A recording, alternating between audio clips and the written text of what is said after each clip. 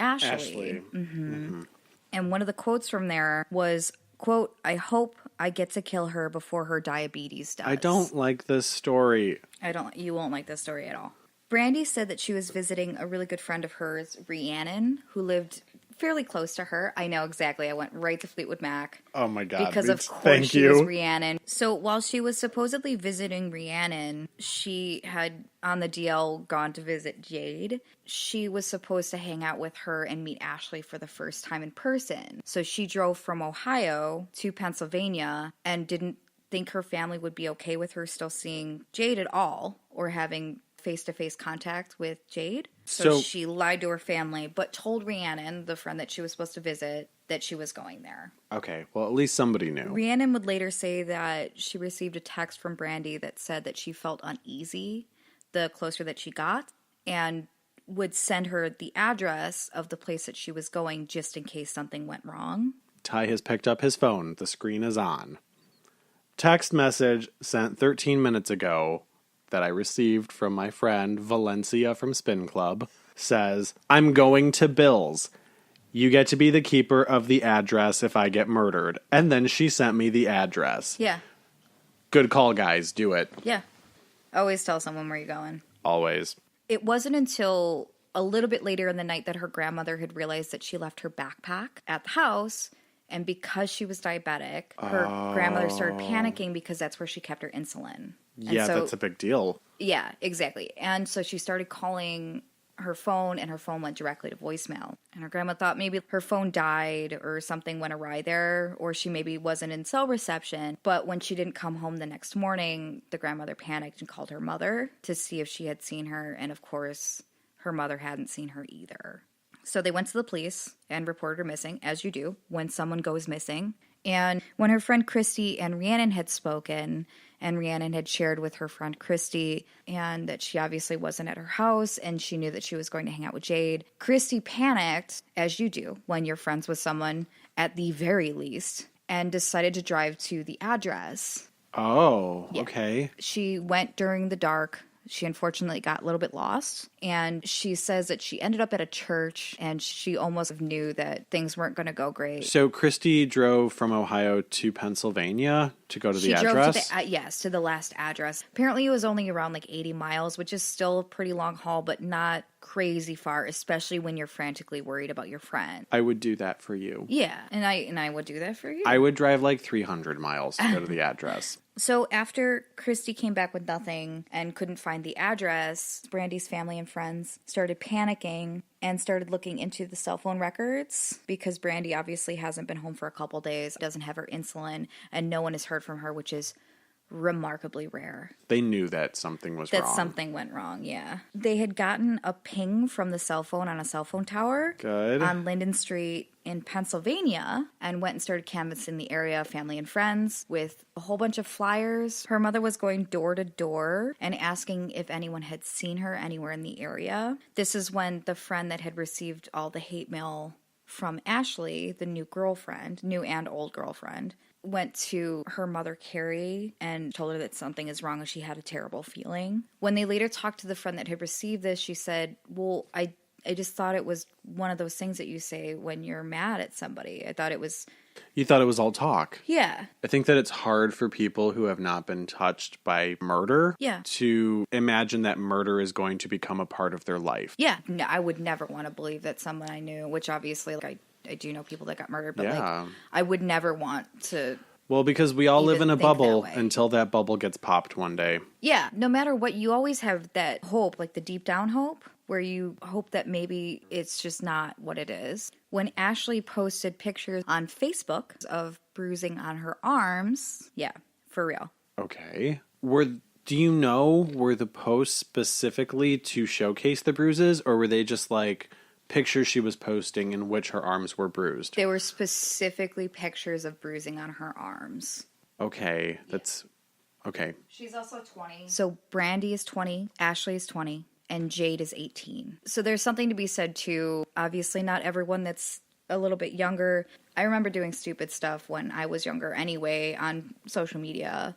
But I feel like it's maybe not a great thing to post after you murdered somebody. I feel like it's not a great thing to post after your current girlfriend's ex-girlfriend goes missing. Mutual friends started getting more worried, especially since they knew that she was going over to Ashley and Jade's house. So her family tried again. Her friend Christy and her mother had gotten into a car and driven to the address. This time they end up at Jade and Ashley's house. So they arrive. Her father comes out, Ashley comes out, and Jade comes out. And Carrie, Brandy's mother, goes up to Jade to be like, where is Brandy? Yeah, I know she was coming here. Where's my baby? Yeah.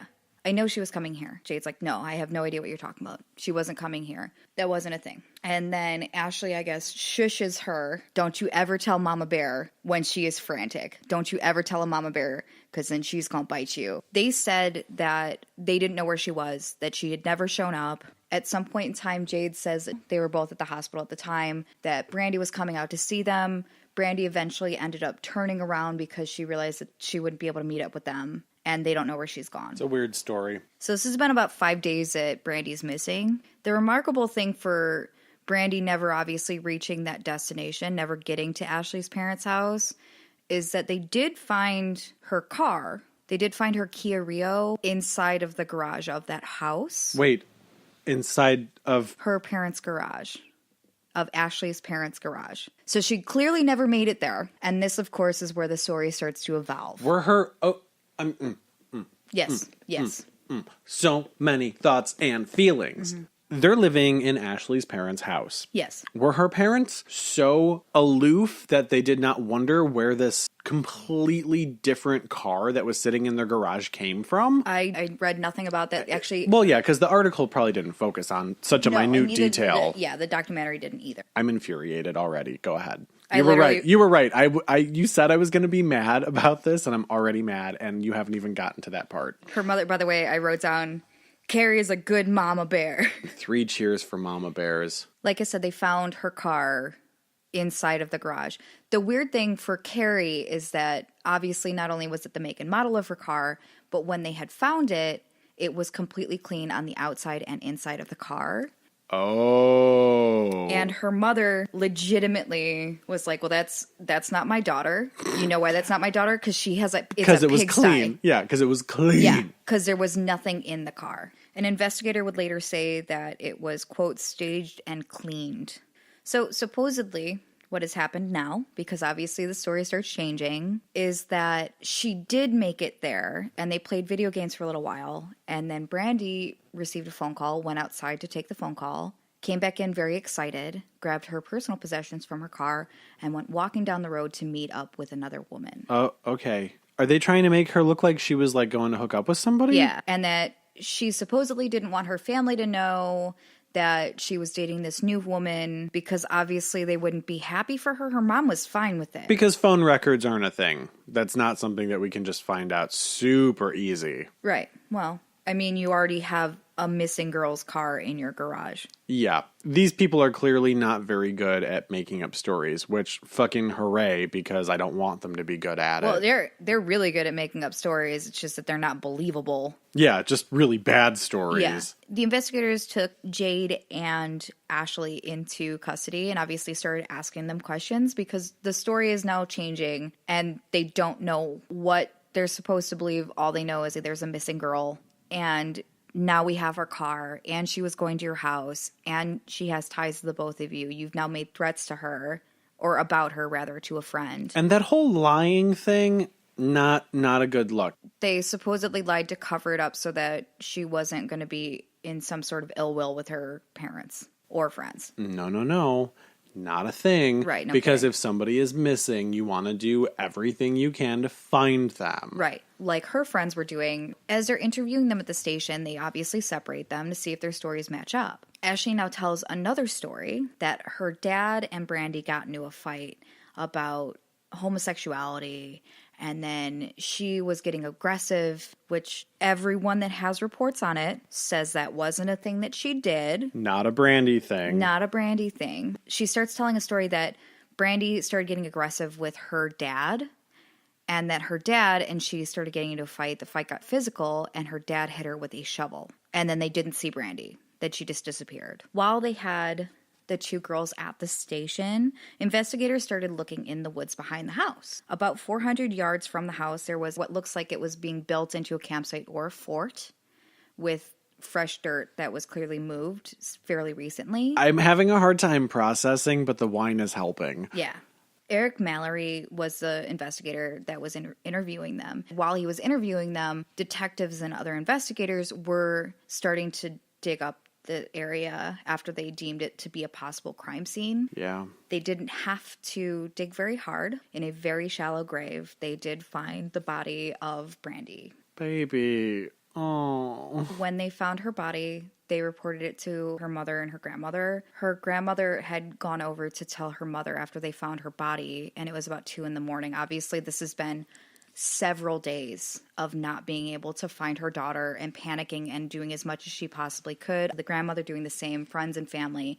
Everyone's out canvassing. Ashley, when they found out the detectives had found Brandy's body, said that she would tell the true story, but she needed to be able to look into Jade's eyes. Mallory had allowed it. The interview that's talking to Mallory asked why he let her see her, and he was like, well, yeah. I mean, of course I let her see her. That's kind of how I feel. That's an easy request to honor for the truth. Yeah.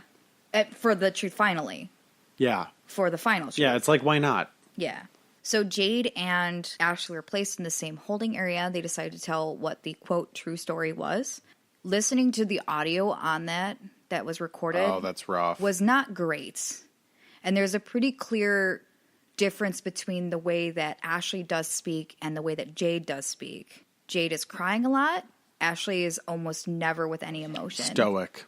That's kind of the way that I would have imagined it being, because Jade and Brandy dated. There were clearly emotions and feelings there. And with Ashley... And still friends as well. Yeah, and still friends. Yeah. But, with Ashley, even just like from those messages she was sending, it was hate and resentment. When they start recounting the true story, Jade told Brandy that if she came to hang out, that she could meet Ashley for the first time, they would hang out and play games, and it would be totally fine. What? And I guess maybe it just speaks to the type of person Brandy was, like being a very trusting individual. Yeah.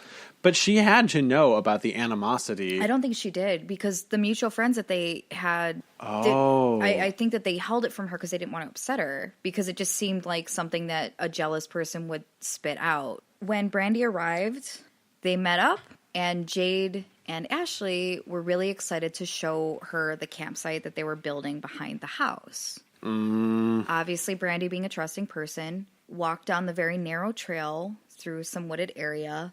They premeditated the way that this was going to happen, and not only that, had a code word that was a go word. So when Jade said, babe, that meant it was go time. Jade was walking a little bit further ahead with Brandy, and when Ashley heard babe, she said that she started sprinting towards the two of them.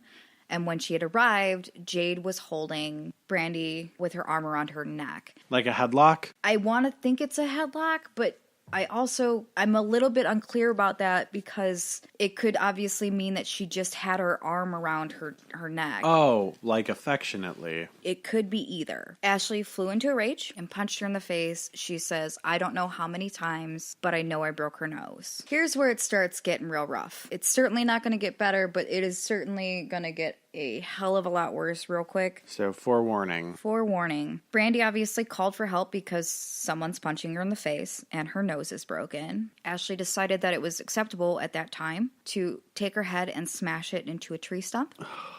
Quote, that's when the blood started coming. Jade started to hit her with a shovel, and when Jade is talking about it later, she's crying really hard, and it's unclear whether or not she's crying really hard because she's talking about accidentally hitting Ashley in the arms, and that's the reason that Ashley has bruises, because she hit her accidentally with the shovel, while Ashley was holding her down so that Jade could hit her with the shovel. Jade has more clear emotion at this time. Quote from Ashley, the girl was laying in a puddle of her own blood, so I started getting angry. When the interviewing officer asked her why she was getting angry, she had said that it was because she had stopped fighting. Because before this moment, Brandy was fighting back. Well, we have this talk sometimes about that innate willpower within us to live when the shit hits the fan. Yeah.